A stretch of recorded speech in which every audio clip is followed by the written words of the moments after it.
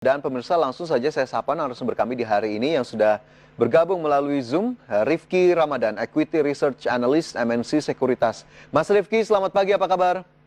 Halo, selamat pagi Mas Fajar. Kabar baik. Gimana Mas Fajar kabarnya? Kabar baik juga di sini, Mas Rifki. Tentunya agak semangat juga nih saya kemarin melihat posisi indeks kita yang kembali ditutup menghijau ke level yang cukup positif. Tapi apakah kemudian demikian juga dari analisis Mas Rifki? Apakah kemudian indeks kita masih cukup positif dan juga apakah ada sejumlah sentimen lainnya yang mungkin mendukung atau justru memberatkan hingga perdagangan kemarin? Oke, thank you Mas for the question. Mungkin sebelum saya memberikan sedikit proyeksi terhadap indeks harga saham gabungan ke depannya, ada kalanya kita sedikit melakukan review terlebih dahulu terkait dengan perdagangan indeks harga saham gabungan. Kalau seandainya kita telah juga pada perdagangan 2 hari lalu, indeks mengalami kenaikan, bahkan pada November ini sempat mengalami titik all-time high-nya di level 6.754 pada 22 November lalu. Dan tentunya hal ini menjadi salah satu bukti atau bahkan hasil yang cukup positif di mana market atau pelaku pasar masih relatif percaya terhadap perekonomian dari Indonesia dan juga kondisi market dari Indonesia itu sendiri. Nah, hal apa aja sih yang mendasari adanya kenaikan indeks selama November ini? Kita bisa lihat melalui indikator makro, tentunya di luar dari GDP itu sendiri. Dilihat dari segi kredit perbankannya sendiri ya Mas ya, kita bisa lihat selama periode Oktober 2021 jumlah kredit yang disalurkan oleh perbankan sendiri secara year on year naik di level 3,24%, which is itu menjadi salah satu katalis yang positif juga. Bahkan kalau seandainya kita bisa breakdown lagi, untuk perbankan buku 4 itu mengalami kenaikan yang cukup signifikan dalam segi penyaluran kredit di level lebih dari 7%. Nah, mengapa kredit perbankan itu menjadi salah satu hal yang cukup penting juga bagi indikator makro, karena kita bisa tahu perbankan merupakan salah satu proksi dari ekonomi yang ada di Indonesia. Lalu selain dari pertumbuhan perbankan, kita bisa lihat juga nih Mas, surplus dari trade balance per Oktober senilai 5,73 miliar US dollar, ditambah lagi ada peningkatan dari segi indikasi PMI dan juga IKK yang berada pada level mendekati level normalnya, di masing-masing di level 50 dan juga level 100. Lalu yang unik juga Mas, kalau seandainya kita lihat posisi net foreign buy untuk IHSG sendiri secara year to date memang membukukan angka yang masih positif dengan asing membukukan pembelian bersih di 38,83 triliun. Namun kalau seandainya kita lihat lagi per November selama day to month untuk November ini, asing memang relatif mencatatkan aksi jual bersih di 1,21 triliun. Tapi kalau kita lihat indeks performance selama selama awal November sampai dengan penutupan kemarin, IHSG sudah ditutup atau bahkan mengalami kenaikan di level 2,24%. It's quite interesting karena kalau seandainya kita lihat juga berdasarkan dengan GCI heatmap, in the last 10 years, emang di IHSG relatively mengalami koreksi dengan probabilitas di atas 70%. Dengan rata-rata untuk koreksi di bulan Novembernya itu di 0,45%. Tapi selama ini kita bisa lihat selama November, indeks justru relatif berada pada zona yang positif, Mas. Dan lalu kita bisa lihat juga, memang pada perdagangan kemarin, Wall Street memang ditutup dikarenakan memperingati hari Thanksgiving ya Mas ya. Tapi di satu sisi juga kita dapat mencermati beberapa sentimen makro seperti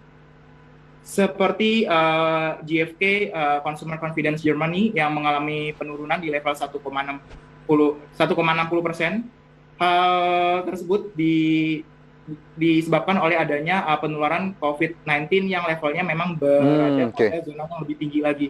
Dan tentunya itu akan menjadi salah satu hal yang mungkin dapat menjadi sentimen yang cukup negatif dari global. Nah, terkait dengan pergerakan indeks harga saham gabungan sendiri, Mas, kami memperkirakan apabila IHSG mampu bergerak di atas level 6.621,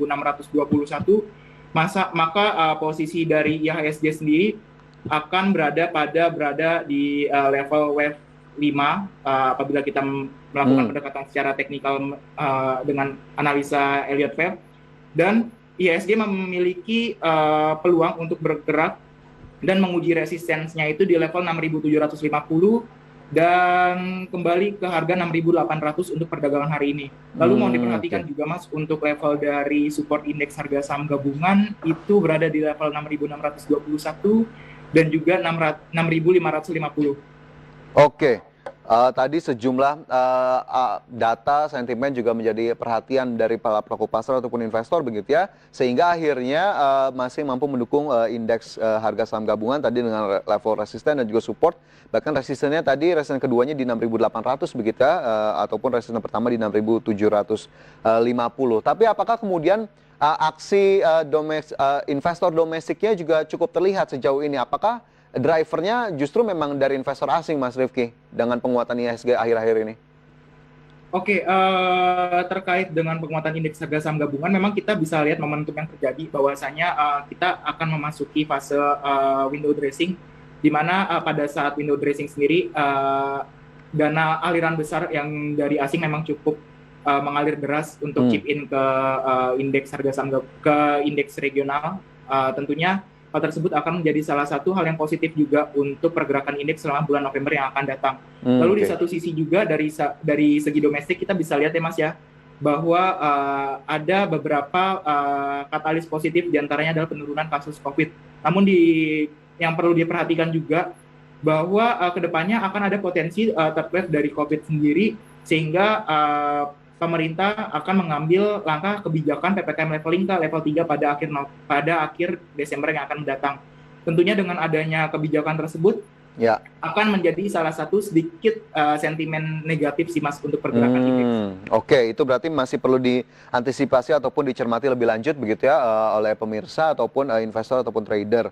Meskipun sepertinya sentimen positif masih cukup menyelimuti dan sepertinya cukup membuat indeks kita bergairah begitu ya jelang akhir tahun ini. Nah, apakah kemudian melihat posisi indeks harga saham gabungan yang cukup positif tadi terlihat juga di saham-saham yang ada, salah satunya Big Caps. Tadi di emiten update kami, Mas Rifki, ada Telkom salah satunya yang bahkan menyentuh level 4.000, terutama pada perdagangan kemarin yang ada sejumlah berita yang beredar seputar Telkom, mulai dari IPO Mitratel yang kemarin juga cukup sukses, kemudian capital gain dari Gojek yang bahkan sudah bisa dirilis oleh Telkom. Apakah kemudian Telkom masih cukup prospektif untuk dijadikan pilihan? Oke, firstly terkait dengan Telkom, memang Telkom ini menjadi salah satu perusahaan yang cukup menarik ya Mas ya untuk sektor telekomunikasi. Kita bisa lihat juga Telkom menjadi salah satu leading untuk market share di ranah telekomunikasi tersebut. Dan hal ini dapat dilihat juga dari segi performance si Telkom sendiri, baik dari segi top line performance atau bahkan bottom line-nya yang mampu membukukan rekor yang cukup mengesankan juga. Karena capaian dari Telkom sendiri memang mostly revenue driver-nya itu dipengaruhi oleh adanya pemasukan dari data consumption fee yang dibebankan kepada nasabahnya. Currently emang telco operator sendiri berada dalam zona nyaman mereka karena kita bisa lihat data consumption yang terus-menerus naik itu menjadi salah satu faktor bahwasanya si Telkom ini kedepannya akan membukukan pendapatan yang cukup positif. Let's say kalau seandainya dari kita semua memanfaatkan data consumption-nya itu 5-7 GB per bulan, tentunya itu akan menjadi salah satu hal yang positif juga bagi emiten si Telkomnya sendiri.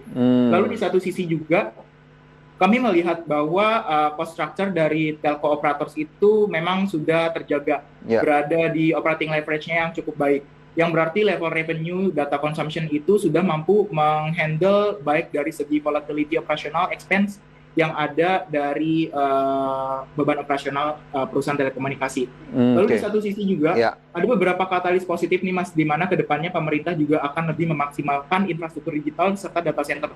Tentunya dengan adanya pemanfaatan digital dan juga data center itu akan menjadi hal yang cukup positif bagi si emiten Telkom, mengingat pangsa pasar dari data center dan juga infrastruktur digital mulai dari pembangunan cloud itu sangat besar untuk di Indonesia. Karena dilihat dari target yang mungkin dapat diperoleh, Indonesia sendiri memiliki lebih dari 130 juta pekerja profesional yang tentunya akan membutuhkan konsumsi lebih terhadap data seluler. Lalu untuk kebutuhan industri total industri sendiri di Indonesia sudah lebih dari 50.000. Lalu dengan adanya sekarang pembatasan sosial, tentunya kan ada e-learning yang dilakukan oleh beberapa sekolah atau bahkan beberapa kampus dengan cakupan dari mahasiswa atau bahkan total siswanya itu di angka lebih dari 25 juta. Ya, lantas Mas Rifki dengan tadi story performance yang juga cukup positif, katalis positifnya juga cukup mendukung, ada target terdekat untuk Telkom? Oke, terkait dengan Telkom sendiri Mas, kami memproyeksikan bahwasanya untuk target terdekatnya itu berada di level 4.100 terlebih dahulu sih Mas untuk saham Telkom, karena mengingat area dari moving average-nya sendiri masih mengalami kenaikan dan belum ada tanda-tanda mendekati dari death cross Mas. Oke, baik, 4.100 menjadi target terdekat untuk Telkom yang hari ini, begitu atau kemarin ditutup di level 4.000, tapi ini di pre-opening juga sudah mulai mengalami kenaikan kembali, 4.040 naik 40 poin. Telkom bisa dijadikan salah satu catatan untuk Anda pemirsa, keputusan tetap kami serahkan kepada Anda.